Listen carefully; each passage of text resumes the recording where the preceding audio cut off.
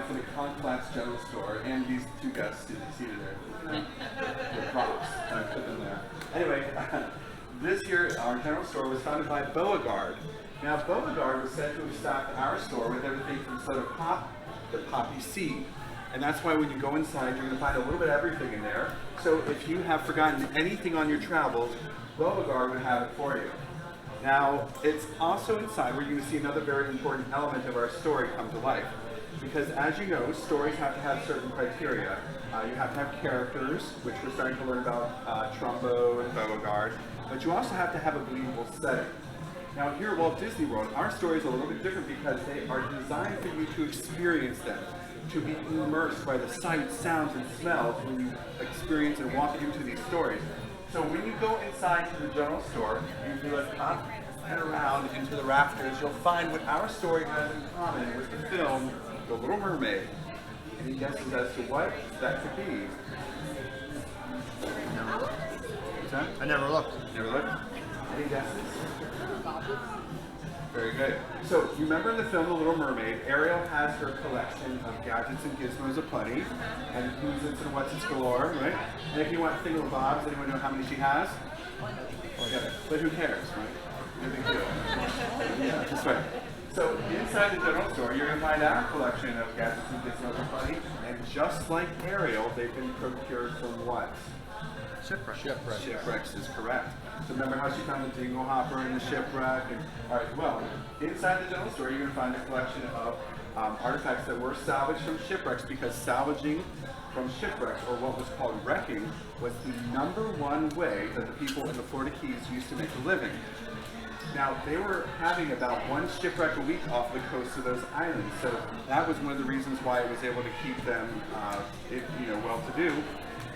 And as a matter of fact, in the year 1889, Key West, Florida, because of salvaging from shipwrecks, became the richest city in the United States. Oh my goodness. In 1889. Now remember, there are not that many people living on that island, and now they're the richest people in the United States. So, pretty cool, right? All from salvaging. Now, here's the thing. If you were relying on a shipwreck as a way to pay your bills, and there had not been a shipwreck in a while, what would you do? Go broke. You go broke? What would you do? Yes. This gentleman is thinking like a real pirate here. And he is exactly right, because that's what they did. So, they would go out to the ocean with like a rowboat, and they'd put a fire on that boat to distract the ships at night to make them think that over here is where land was. So those ships at night would be steered into something kind of like a sandbar. But around the Florida Keys, they don't have white fluffy sand. What they have is a hard coral rock. And so those ships would be steered to this rock formation and would rip up the bottom of the ships and cause those ships to sink. Now, some of these ships would sink down to the bottom of the ocean and they would never stop moving. They would constantly be moving around here. And that is what they would call a nervous wreck. Yeah. Oh. I thought you just really liked the joke. I'm so sorry. Sorry. All right, so yeah, nervous wreck. Okay, so anyway, so now here's the thing, is like I mentioned, there was about 1 shipwreck a week happening off of the coast. Kind of suspicious, right? Obviously something's going on. We talk about it. Now this is where you're going to also see another very important element of our story, because as you know, stories have to have some sort of conflict. And usually the one that brings about that conflict is like an antagonist, or here at Disney we have villains, right? Well, our villain is going to be one of the meanest and nastiest villains of all time, because our villain is going to be someone or something that is in charge of putting a stop to all of these sinking ships, because they are the ones that make the rules, and they are the ones who have to enforce them. So who could the villain be? Captain Hook. No? Anyone know? So they're the ones who make the rules for everyone. Mayor? Yeah, so and the mayor represents the government, right? So for the purpose of our story here today, the villain is going to be the government. Okay? Now I don't want to shock anyone. It's a fantasy story and could never really happen in real life. So just be reassured. All right. Well, anyway, so you are going to see our villain, our government, become one of the meanest and nastiest villains of all time. But we're going to keep them off in their den in Washington, D.C. for right now, and they're just going to be plotting and thinking of ways that they can put a stop to what's going on down there. And we're going to continue to have fun, and we're going to sink ships left and right, and we're getting rich. As a matter of fact, when a ship would start to sink, sailors used to jettison items off of the ship to try to make it so it wasn't quite as heavy. When those things were recovered, that is what was called, anyone know? Jetsam. And when those debris things and the things where the ships would float to the top of the surface after it was wrecked, when those were salvaged, it was called flotsam. So flotsam and jetsam happen to be the names of the salvaged materials from ships after wrecks, and they also happen to be the names of the two eels in the film The Little Mermaid that belonged to Ursula. Really? Flotsam and jetsam. Yeah. Now, I just read this the other day. I'll share it with you. First one that I was told. But do you know how you can tell the difference between flotsam and jetsam? Amaze your friends if they're into this. But the way to think of it is flotsam has the letter L in it, right? So he is the eel that has the left eye that glows. So now you know which one's which. I just found it out. Oh, cool.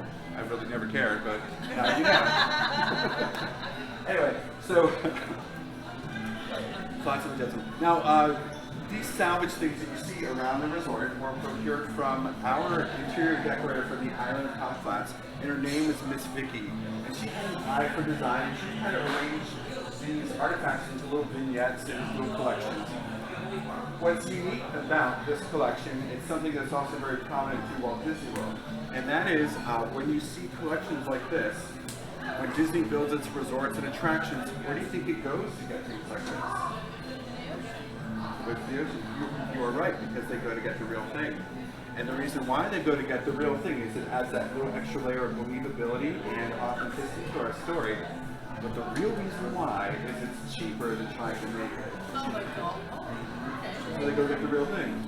Now, they actually hire shoppers to do this. I've spoken with some of them before, and they'll just be hired to go, okay, we're building this, go shop for that.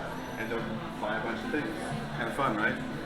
Now, the most expensive attraction at any Disney park or in the world is actually here at Walt Disney World. And it is expensive because of the antiquities and the props in that attraction. Anyone know which one that could possibly be? I'll give you a hint. It's Disney's Hollywood Studios. It's an attraction? That is correct. So the Hollywood Tower Hotel, or the Tower of Terror, when you go into check into that hotel, take a look at the lobby, and some of those antiquities go all the way back to the actor Errol Flynn's Country Club. Oh wow. They're quite expensive, and so that's one of the reasons why, even though they've built other Tower of Terrors, they've never replicated the lobby because of the extremely expensive stuff in there. So next time, take a look. All right, well, right.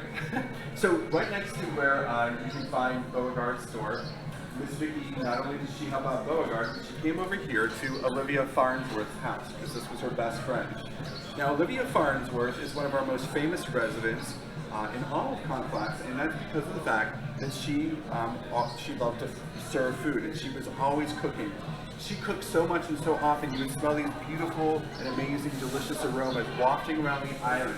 And since her house is so centrally located, people would follow their nose to these doors, and they would knock on the door and they'd say, oh, have you not been out fishing all day, or just arrived by train? Is there any way to come inside and enjoy some of your food? Well, Olivia, being part of our Conch Flats hospitality league, didn't want to disappoint anyone, so she'd invite them on in. Well, the problem is word got out. More and more people started to show up, and she didn't want to turn anyone away. So luckily, patrons started to bring their own tables and chairs, and they would donate them to the restaurant, and that's why when you go inside, you can see all these different tables and chairs around the restaurant. And then, she finally, after every room in her house became taken over by this restaurant, her floor plan became what she called cattywampus, and she finally decided to hang out her shingle and open up her home as Olivia's Cafe, much to the delight of all the visitors. Now, her favorite room was this room that's off of the porch over here that you see, And it was the room that with all the windows, and it was called the Dolphin Room. And the reason why it was called the Dolphin Room is because she used to be able to sit in that room and watch the dolphins playing in the Trumbo Canal. And if you look closely near the sandcastle, you can still see those dolphins playing. Have you all seen them? Yeah. While you're here? Okay. So the dolphins have been frozen in time, thanks to Elsa. Frozen 2 on Disney Plus tomorrow. Okay, so that was my little plug I had to say.